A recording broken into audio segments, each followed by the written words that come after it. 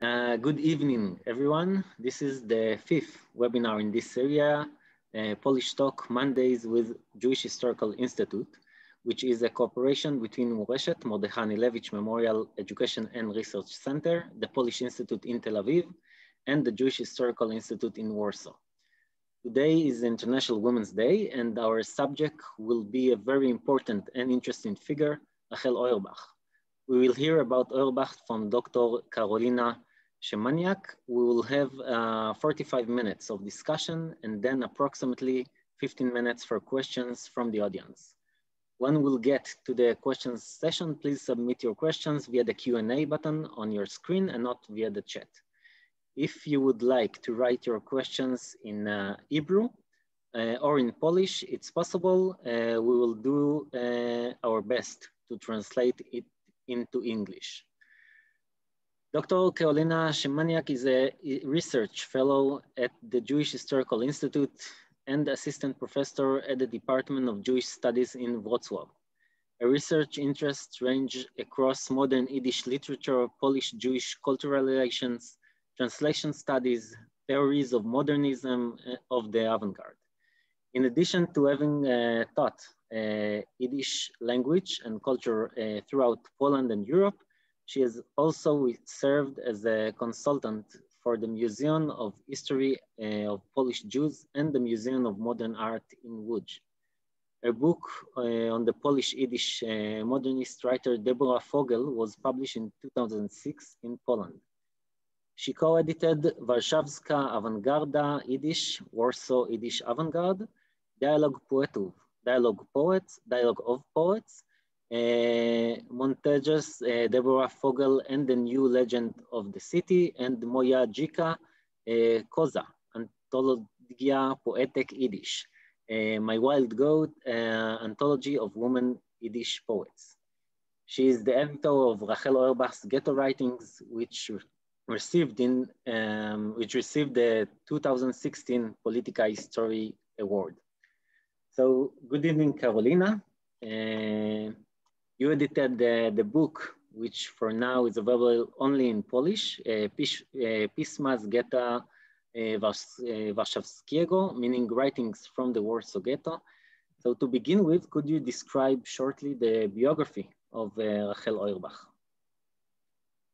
Yeah, shortly, as we say in Yiddish, afreglaches, which is close to impossible because she is a very fascinating figure and she keeps fascinating me. And she's been doing it for quite a while. So she comes from a very small village, Lanovci, in Podolia. And she would talk about her as a village girl.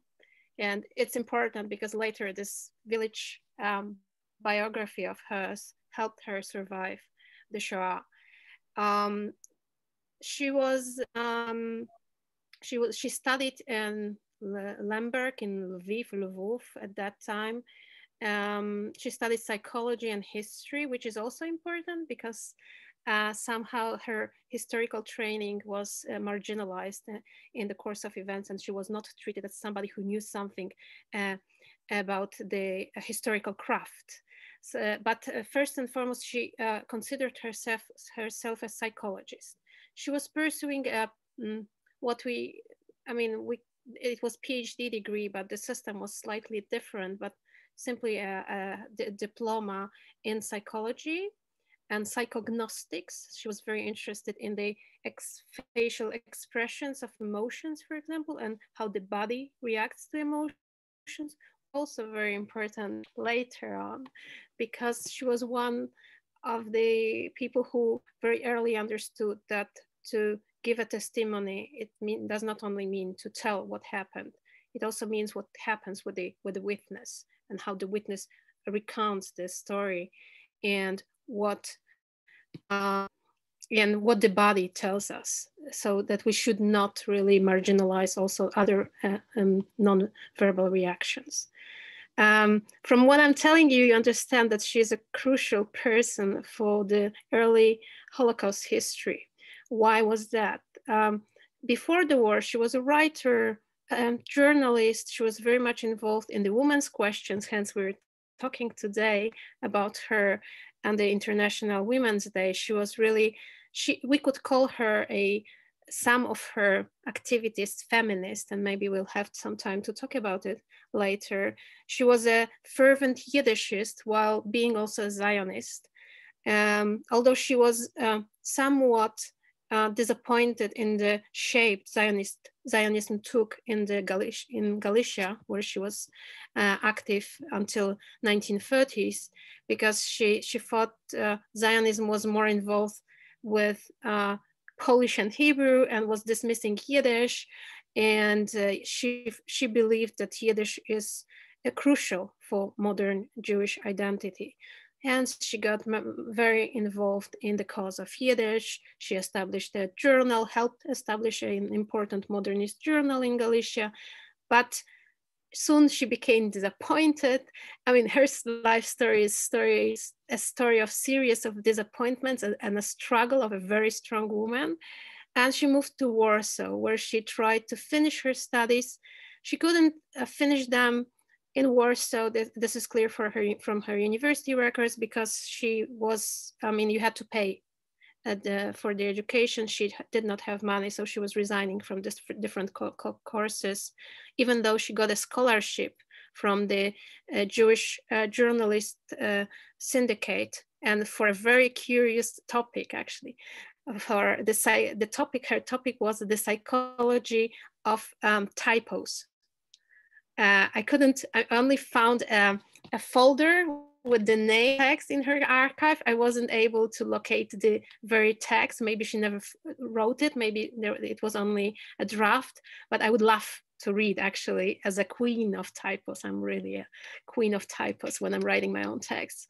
A text titled Psychology of Typos. When the war broke out, she was in Poland. She was already quite well known as a writer and as a partner. And that's the problematic part of the story, that we're describing a woman through her partner, but her partner was a Yiddish poet, Yitzhak Manger, and it was a very troubled relationship. Maybe we'll come back later to this. And she, at that time, her partner was already not in Poland. They broke up. She was alone, and she decided to join her family in Lemberg, in Lviv. Her family, this means her brother's wife, so her sister-in-law and her children. Her brother died before the war. She had 2 children, and Oirbach treated those kids as her own kids. She never had a family of her own. But she was summoned by none other than Emanuel Ringelblum, who told her that not everybody can allow themselves to leave, and that she has other responsibilities, that her private life and private responsibilities. And he gave her a task to organize a soup kitchen. And she started organizing it right away. And this kitchen was in Warsaw, of course, at the Leszno Street. And this is something that she started doing. She was a very good organizer. She knew how to organize things. And this is a thread in her life. She was organizing different institutions, different collectives. And she's usually not very visible. She was doing it from the back. That's part of her story. So she only now becomes very visible. She stays in Warsaw. She becomes involved in the Alain Hills, so in the self-help that is organized in the ghetto. She's the director of the soup kitchen. And in the 1941, she is asked by Emanuel Ringelblum also to document her work. And she has a very peculiar position, because she's really able, I mean, as the soup kitchen director, she's able to see what happens with different people very closely. And in the documents we have right now, she writes that this is a very peculiar observation point, the soup kitchen, that gave her access to really intimate access to the life of people that were starving to death. And so she, at first, she can't really, please stop me if this is too detailed. At first, she can't start, I mean, she has troubles writing. She has a writer's block. She's very traumatized after September 1949 and the bombarding of Warsaw. She was only able to write private documents, but she cannot come back to writing. And Ringelblum sends to her one of the secretaries of the underground Warsaw ghetto archive, the so-called Ojnek Szabes archive. This is Eliyahu Gutkowski, and to encourage her. And finally, in the late summer of 1941, she starts writing what we now know as her ghetto diary, which is a very also an interesting, I mean, it's the genre here, it's not very clear. When you think about diary, it's like taking notes about what happens in our life on the daily basis. These are more, and she calls them with this name, reportages, so reports, longer reports of what she witnessed, what happened to people she worked with, but also she writes down different stories that are told by other people, most notably by her friend who was in the Jewish police in the ghetto. And this is probably, and I'm really looking here at Noam Bervarm, with whom she lived in the same apartment in the ghetto. She was living with her cousin, who was a Zionist. The family is, I mean, the Feldschuh family lives in Israel until today, and I was in touch with the descendants of Reuven Feldschuh, so Auerbach's cousin. So they live in this kind of ghetto apartment where a lot of more than one family lives. So she lives with her cousin, with his wife and their prodigy daughter, Josima Feldschuh, who was a very talented young pianist, and with Bervarm, who really also gave her a lot of accounts, and she wrote down a lot of a lot of what she writes comes from him, not from what she actually witnessed. This is, and she writes in Polish, this document. We can come back to the question of languages, but she also writes a monograph of her work as a soup kitchen director in Yiddish. And she starts, this is an unfinished document, and she starts rewriting it. We have a draft, and then she starts writing a clear copy. When the Aktion, so the July action in the deportation action in the Warsaw Ghetto starts, and she stops to write her what we can call class will or testament, and she writes a very powerful document that is an expression of her willingness to take revenge. So she says in the document that she is able to kiss shoes of the worst scoundrel just to survive the war and to take revenge. And this motive of revenge is crucial also for many of her writings after 1942. She survives as one of the few people who worked with the Ojnek Szabes archive. She survives the deportation action, and then she becomes more crucial to the history of the archive as one of the few people who are still there. And she's given a very peculiar task. She's asked to take down the witness account of an escapee from the Treblinka camp. This was Jakub Abram, as she calls him, Krzepicki, and she writes, and this is one of the other documents that are there in the archive. And in March 1943, she is helped to escape to the so-called Aryan side. She doesn't have to hide at first, and because she has a so-called good look. So this is where she says that she looks like a Polish peasant girl, and this is crucial for her survival. But it's not only her looks, it's also the story she's able to tell, because she was very close to a Polish family that lived in her native village of Lanowic, the family of Dobrucki. And this family had a few daughters. She was close to another girl, but she chooses the name of Aniela Dobrucka. That's her Polish name. That's her occupation name. Why does she choose this name? Did she choose this name? Because the vowels of the name Aniela, it's like Ra, E, La, A, E, A. That's one thing. So she can identify with the name, but also she knows the family very well. So she has a story. She has a family story that she can tell, and it's not a fake story. And she explains that this helped her survive.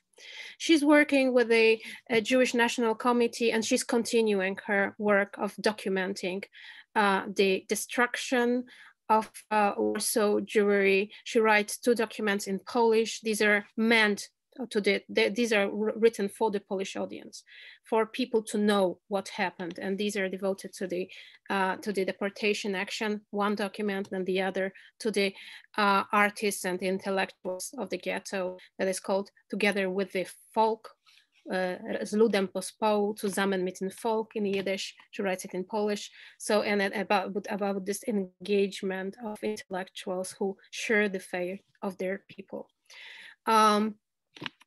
So then she survives the war.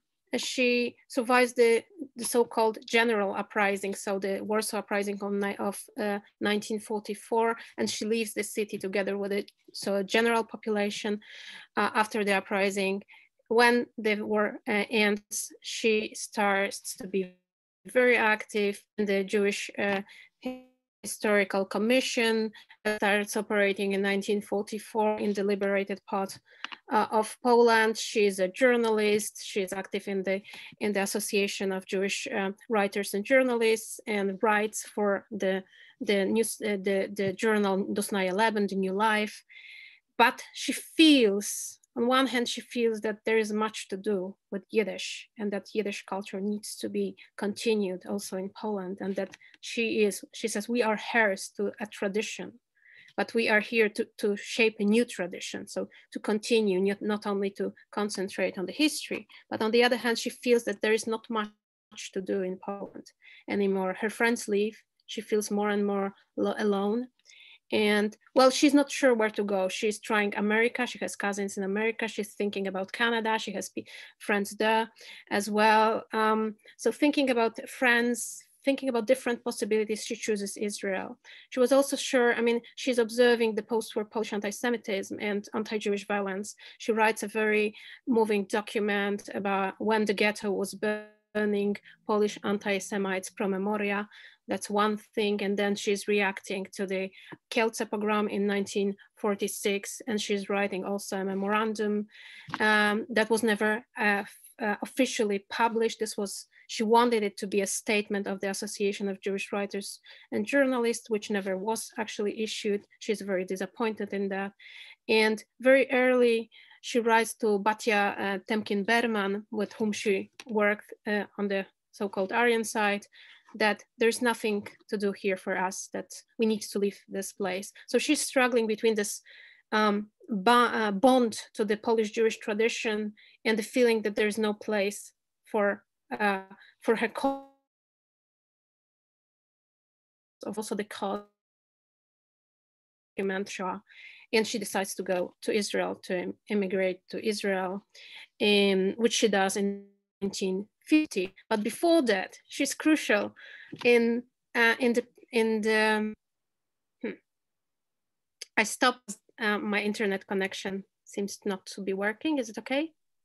Yeah, now it's okay. Right. So she's crucial in the endeavor. Okay. So she's crucial in the endeavor of discovering the actual archive, what we know today as the Ringelblum archive. After the war, it was not very clear to everybody that this is really a treasure.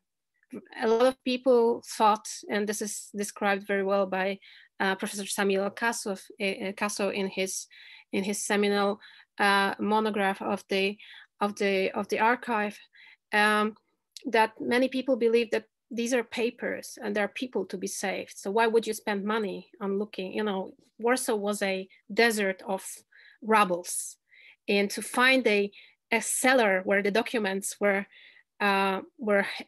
hidden was close to impossible. And people thought, and this was a very, very expensive endeavor as well. And not many people believed it made sense, but Oirbach was one of the people who was really urging others to do it, because she knew that this is what she called a national treasure. This will be a foundation for the future history of the Holocaust. And so the first part of the archive was discovered in September 1946 while she was still in Poland. And she tells this incredible story. She was in Łódź. She lived in Łódź after the war, or Lodz. She had this feeling that she has to go to Warsaw. She goes to Warsaw, to the building of the commission, and there it is. The archive is there, the boxes. She writes that one of the boxes was full with her and her partner's Itzig papers. So, but when she leaves in 1950, it's before the second part is discovered. So she only learns about it while in Israel. In Israel, she's trying to establish her new life. She works for the radio. She works as a journalist. But finally, in April 1954, she gets a job at a newly established Yad Vashem Institute, where she becomes the head of the department responsible for witness accounts collection. And she's really a person who is developing this department, not without problems, not without struggle from the institute. At one point, she loses her job, and then she's reinstated. And she has to also fight with the institute for the money, for the method. That's something you probably know quite well, the struggle between German educated historians and the survivor historians from Eastern Europe. And this is a story that I'm not going to tell right now, even on one foot or on one leg, however you say it, but she really understands that you need not only to write down, but to record, that the visual is very important, that the voice is very important. Still, she was not able to get enough money, because it's also new technologies cost money. She's also one of the people behind the Eichmann trial, and she helps the persecutor to list of witnesses. Her own witness account is really wretched. It was supposed to be longer. But she's speaking in the same session where Sylvia Lubetkin and Antek Zuckerman are speaking, and really her time is shortened. She's very, very disappointed, and this was a traumatic event for her. Perhaps here I can, no quotes here. Maybe one. In the context of the trial, she wrote to her friend, "As I have already explained to you, my work is not a gainful employment in the common sense of the word. It is a heavy vocation, to use a sublime expression.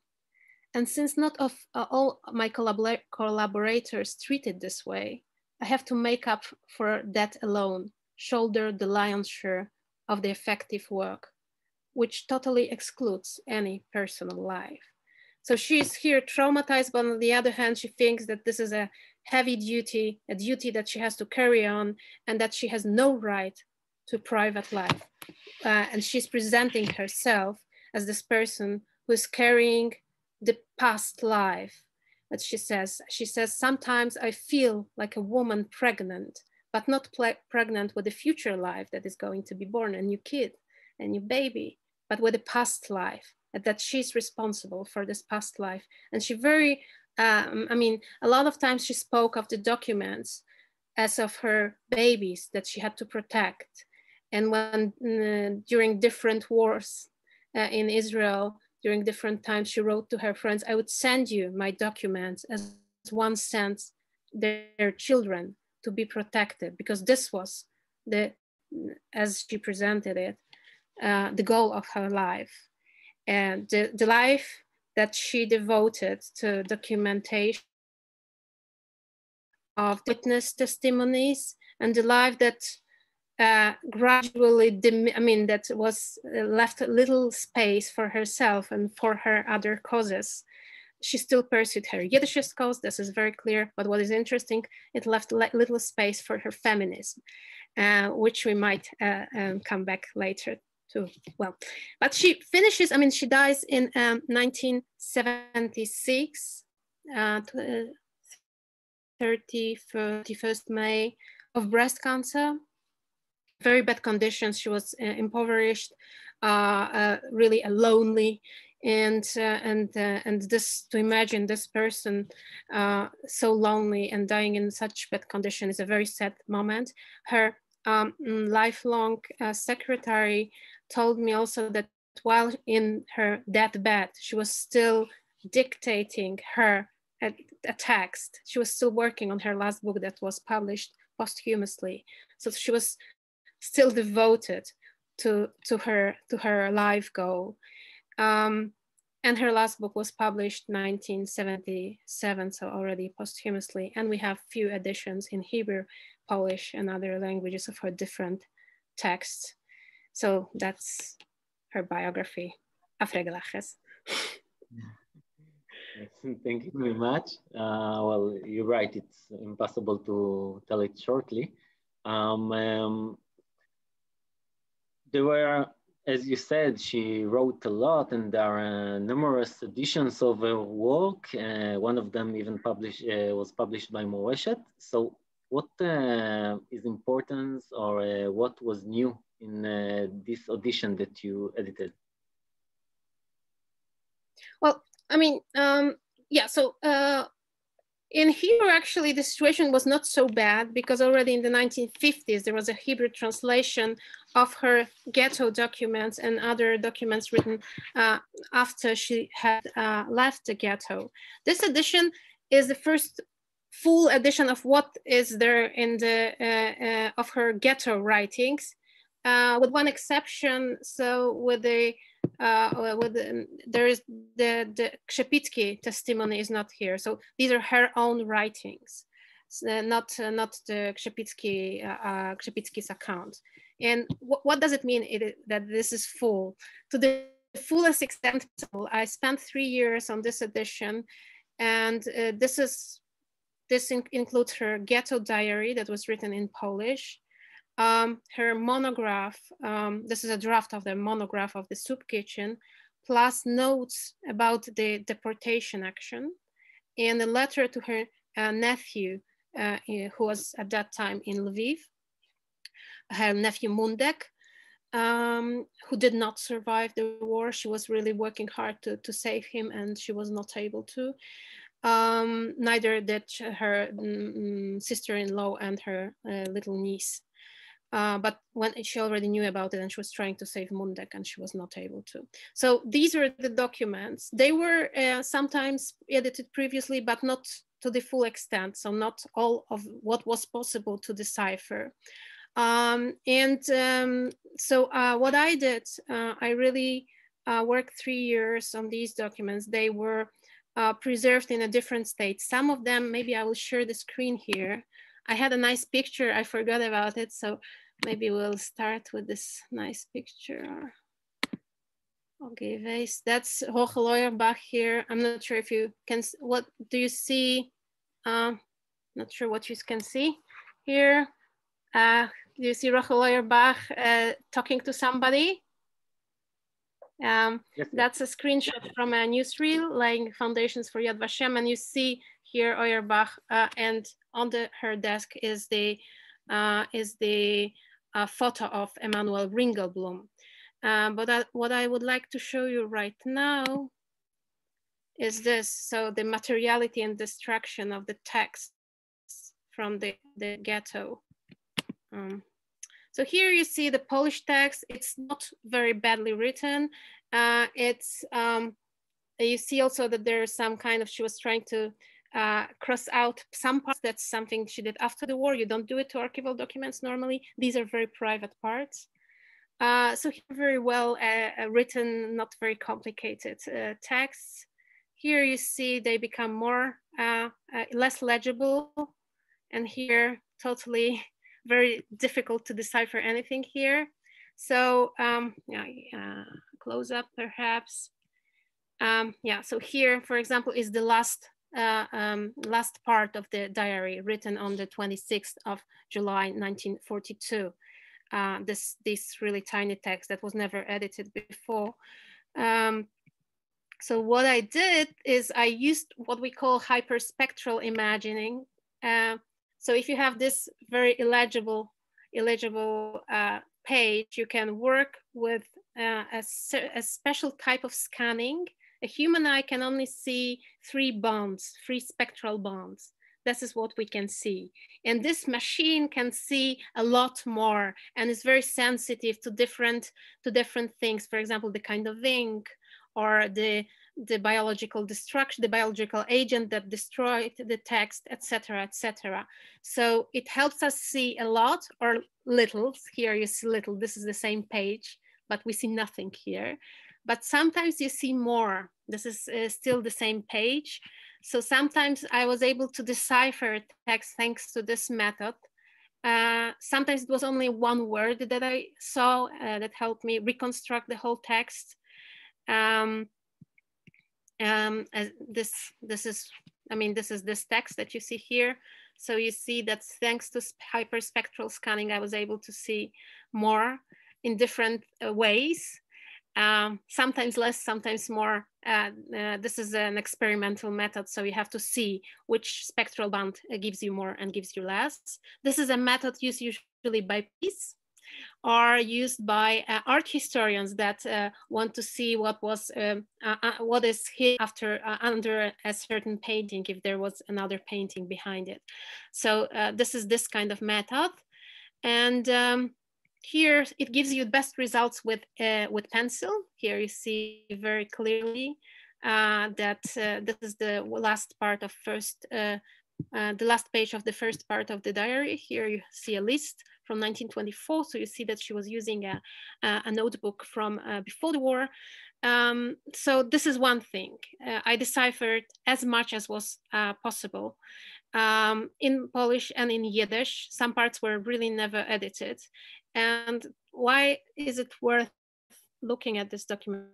Because it is a very powerful document of a person that very quickly understood that it's not only about documenting the destruction, the Shoah. And she understood that what we need to do is not only write our own history, is also to show our own history, hence the title of this meeting today. She, in this diary is a very visual text. What she does here with the language is to try to render the language visual, because Jews were not able, it was forbidden to take photographs. Of course, there are some illegally taken photographs in the archive, or to film anything. Germans were making their own propaganda movie in the ghetto, as you well know.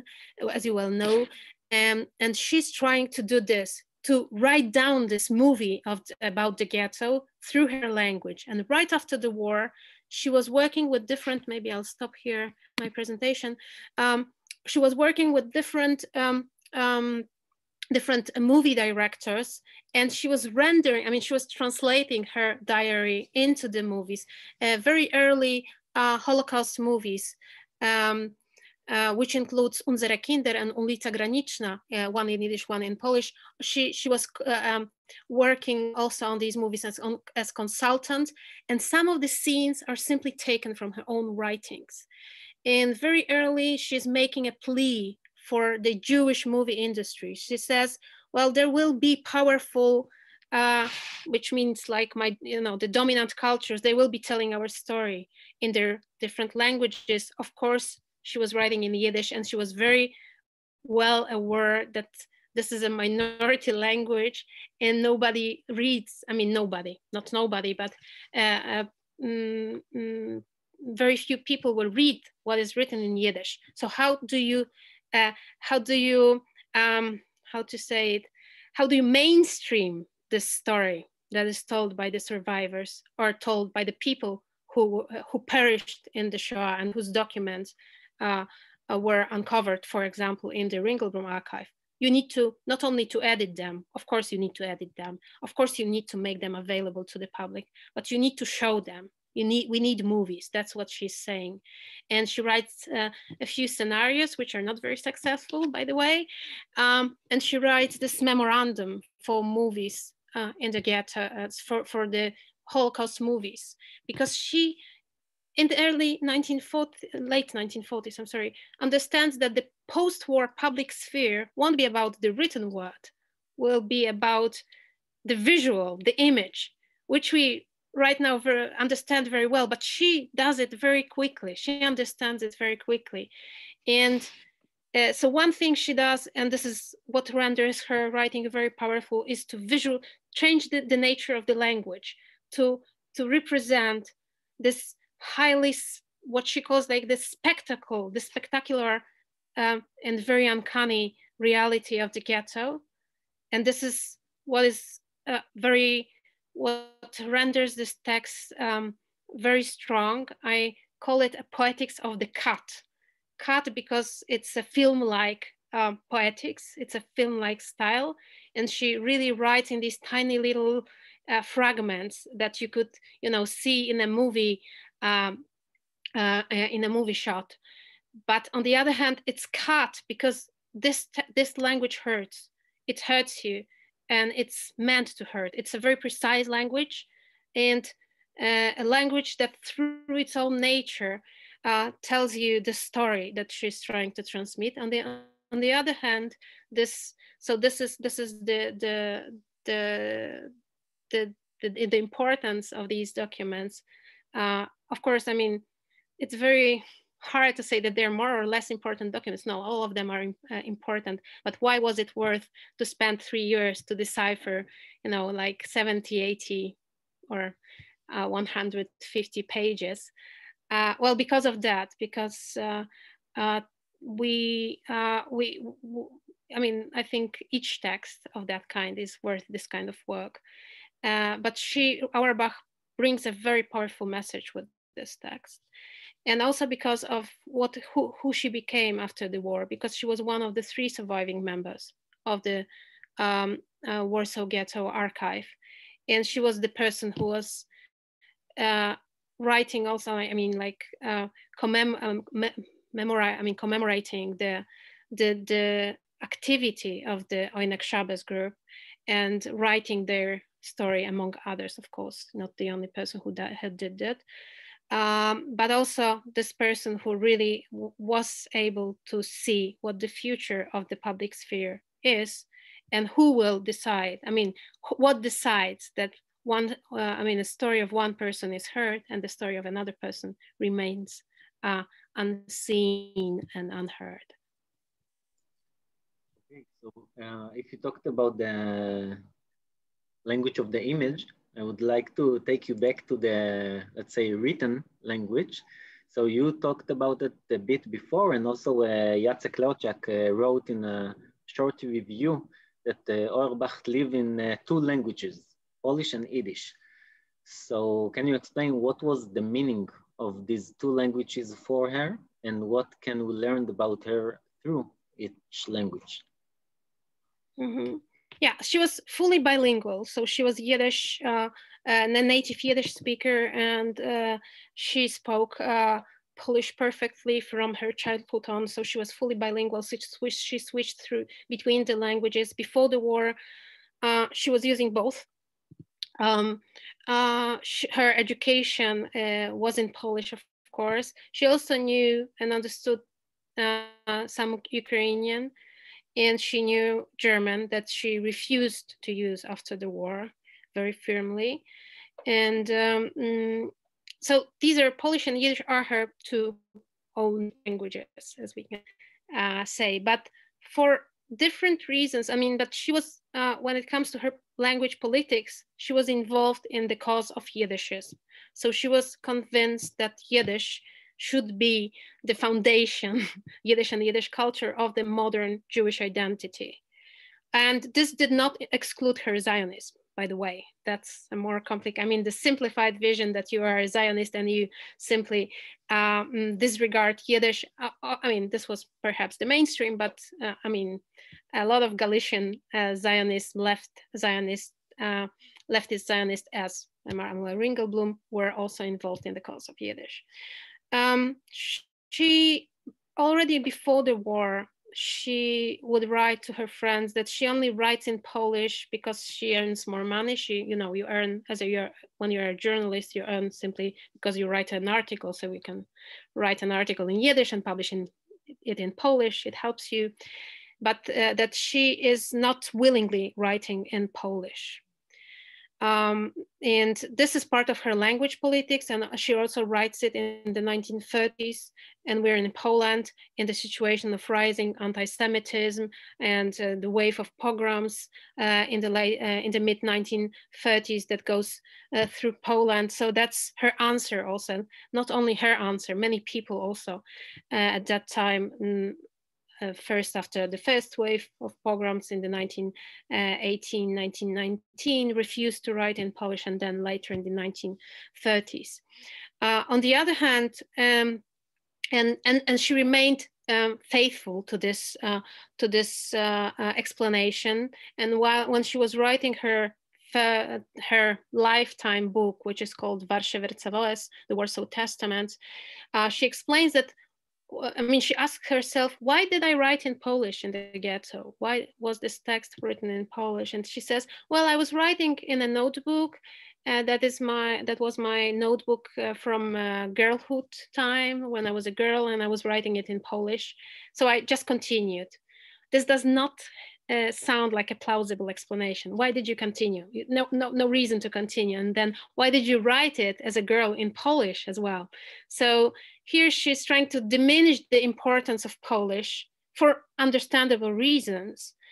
But I think there are other possibilities. As we know, and this has been analyzed by other scholars such as David Roskies, so language politics in the ghetto was very much connected to what was happening in the ghetto. So people were switching languages from Yiddish to Hebrew, from Polish to Yiddish, and in different directions depending on the moment in the history. I think we can think about it, for example, about Polish as her own language, but also language that is not fully her. So it's hers and not hers, as Sif.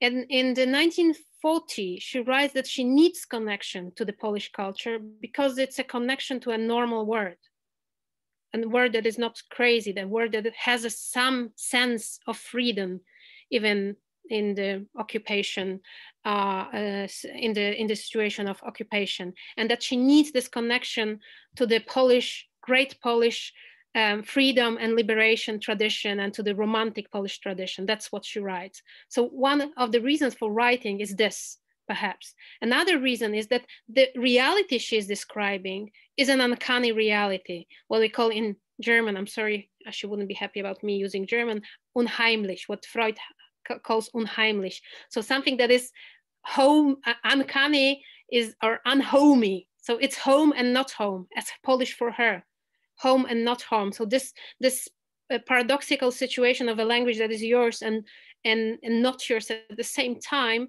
helps her perhaps describe the uncanny reality. She's using this term to describe the ghetto reality, uncanny reality. She was a psychologist and she was interested in psychoanalysis. So that's why I think this line of explanation is also justified. By the way, a very interesting part of her writing is also the way when she has a writer's block and she has a struggling with a traumatic experience, she starts writing through describing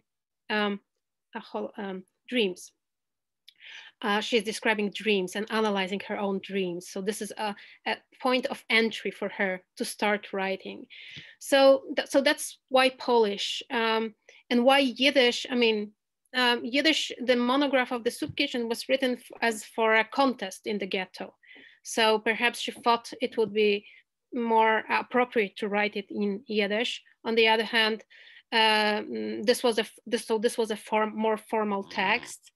But she also writes her testament, last will, Tzavoa, in Yiddish. So in the moment of really the greatest distress during the deportation action, she chooses to write in Yiddish as well. And she repeats these words, nekome, nekome, nekome, in Yiddish.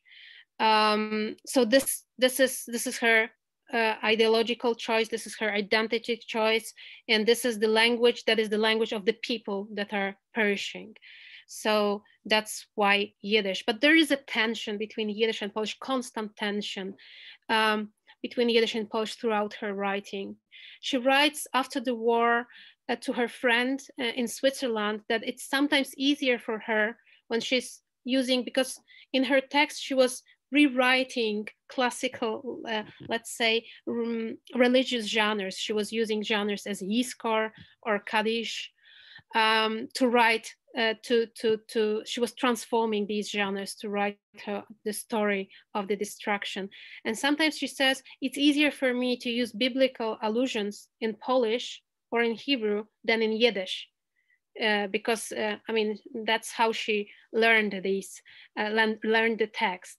So sometimes, as in case of multilingual individuals, simply it's functional. Sometimes it's easier to say something in one language, and sometimes it's easier to say something in another language. So that's yet another explanation, perhaps.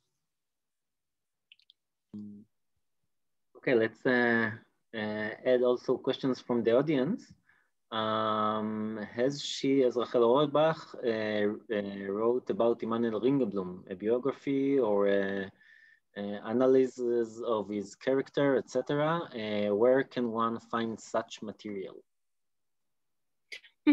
Yeah, there is some material. I mean, in her press articles, her bibliography has, I mean, I'm working on a full bibliography of her articles, which is, I think, a lifetime work. I don't know, I have hundreds of entries right now.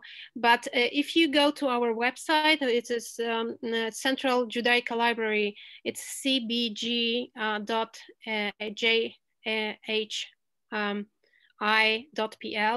and you type Oirbach and Ringelblum, for example, there's a full article she wrote, and it's available digitized online on our website. I think we can simply, I don't know if I write it here, will everybody see it on the chat, the web address? Okay, so that's it. Central Judaica Library, this is a digitized, the collection of digitized documents from the Jewish Historical Institute. This is a collection that is expanding, and the whole edition of the Ringelblum archive in Polish, and now it's gradually in English also available there, and the originals of the documents too, so you can search it yourself, see the documents yourself. So this articles and also part of her book, Ворша Верцavoes, has also, and parts of it are devoted to Ringelblum. But formally, as a book, for example, she never wrote a biography of Ringelblum as such. And plus, for example, these articles she wrote about Ringelblum and the Ringelblum archive are sometimes also available in multiple language versions. So if you would write me, I can refer you to specific articles. Sometimes they have also Hebrew versions, for example. Okay. You mentioned a feminist attitude in some ways. So can you tell us about this aspect in writing? Yeah, I was waiting for this. Yeah, it's an International Women's Day. Yeah, this is a very interesting story because, as I told you, when after the war, there's less and less feminism in her own writings, but she very early understands in the 1920s, in the late 1920s, the position of women in the public sphere is very peculiar, and that women are marginalized, and that that, for example, they're paid less, or, for example, they need to be beautiful, or otherwise they will not be, they have no entry point to the, for example, literary milieu. she wrote a very funny thing in the 1930s. I need to open my quotes here to tell you. Sorry, oh, where is it? Here. Yep, here. Oh, perhaps not. Okay, it doesn't want to open, so I'll try without my quotes. Oh yeah, that's my, okay, that's the first thing, her first letter I found in 1928. And she's writing, and she has a hangover. I never thought I would be curing hangover by writing and maybe sending, I haven't decided yet, clumsy letters at the dawn. I thought I grew out of it. But however strange it may sound to myself, here I am writing a letter to you, an apology of female uncomeliness and beauty.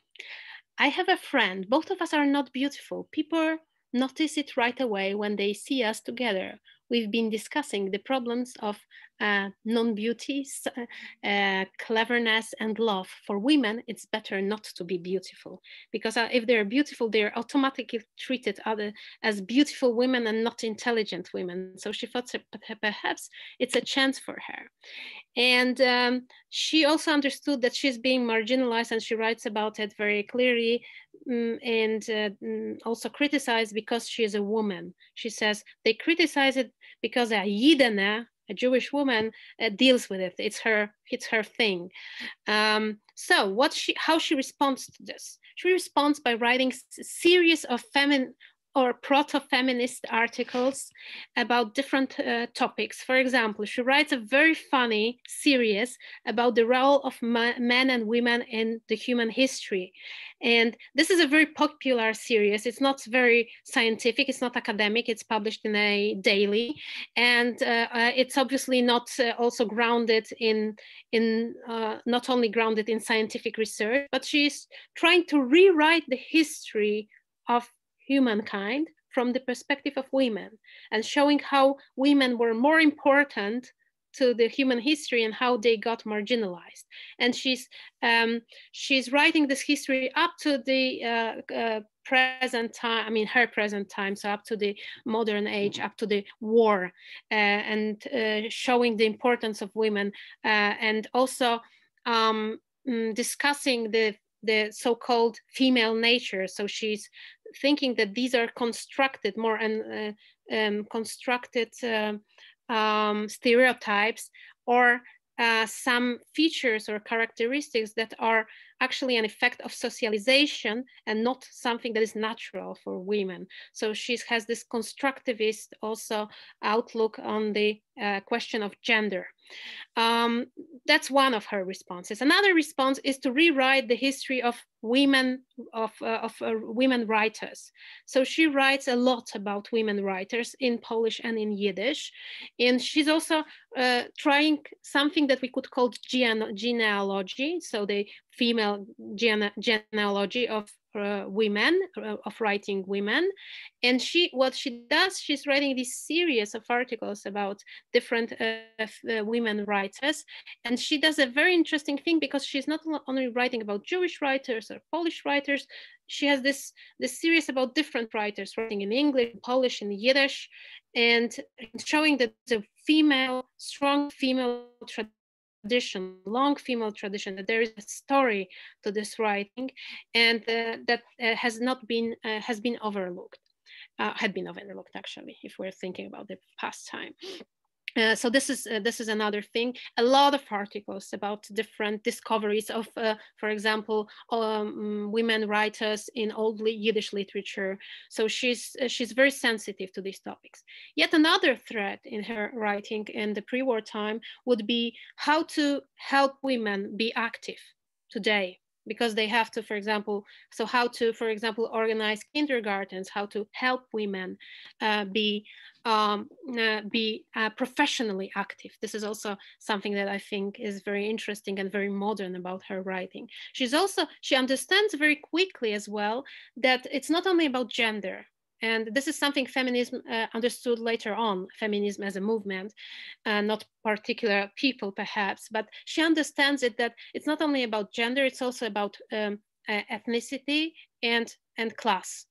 So that feminism has to be more sensitive to these differences. And at that time, feminists were not.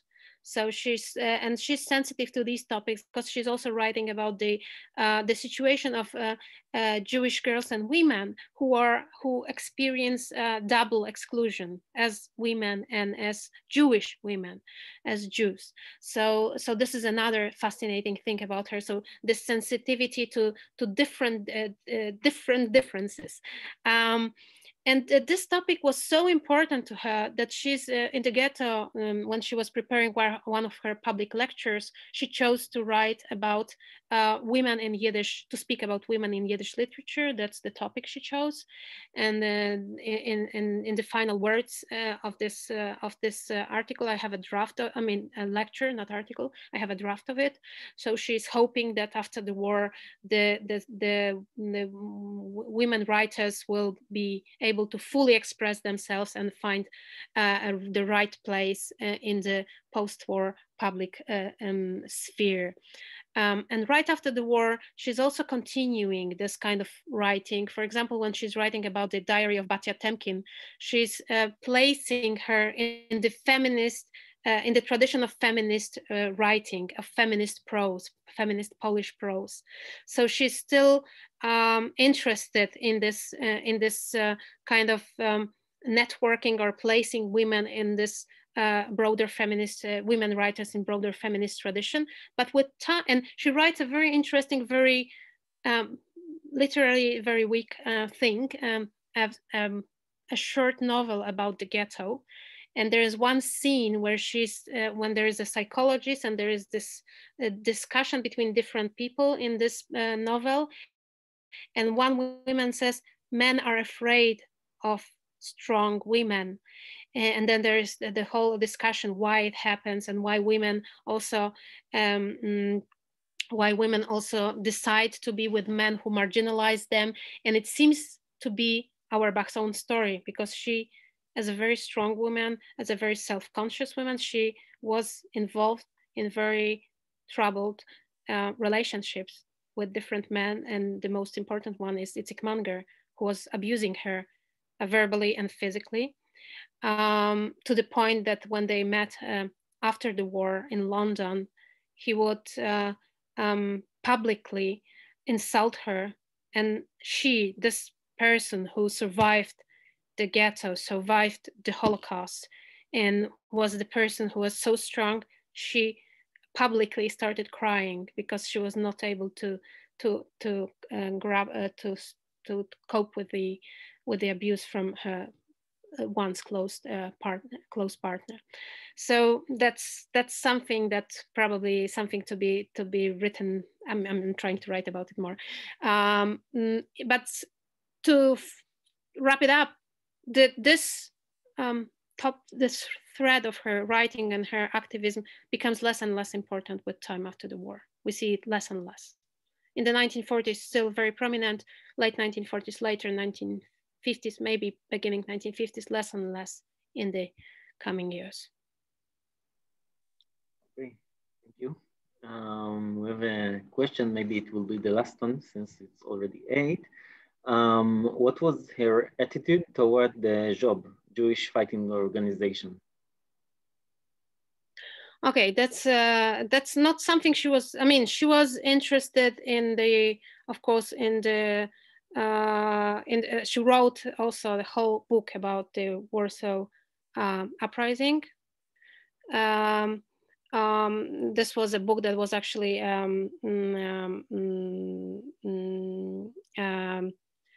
she did not want to write it herself, so this was a request. So she wrote it on request. So she did not like the book very much, but it's not her strongest book, I think. But there was a lot of interest in the book lately. Everybody was translating it. So she was interested in the armed resistance, that's for sure. But on the other hand, her thing was, and she devoted simply much more space to the unarmed resistance, to the civil resistance. And she understood it as her own task to write the other story. So she was, but she did, I mean, of course, for her, the uprising was very important and the armed resistance was very important. It simply was not something she focused on. So the job was not something she would focus on. We could find here and there different, and in the book about the uprising, of course. This is something she thought is very important, but she thought also that this is something that cannot be talked about without the other side. So if we think about the monument to the ghetto fighters, so the other side of the monument is equally important, and that was her thing. So she focused more on that. Maybe one more question. I'm willing to answer more questions. But you'll have to answer it shortly. Are there things that you can assume or to know that she chose not to write about? You have to say it again because there was a thing in the connection. Were they any themes or things that you can assume or you know that she chose not to write about, not to deal with? Mm-hmm. Okay, yes, I think yes, there were, and probably many, and first of all, very consciously, she decided not to write about her private life. And this is what so about private things. And I think this is I know that the question is probably about other things, so other problems and topics, but this is something that she consciously tried to erase from her own writings. So something that I think is most important.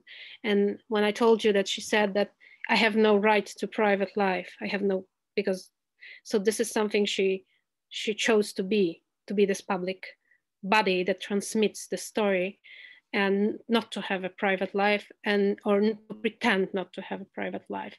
So all these things concerning intimate life in the ghetto of different people, for example, this is something she did not want to write about. So I would stop here because otherwise we would go into very difficult topics about Jewish police, and you had a whole also a webinar about it. So maybe I'll stop here with this point.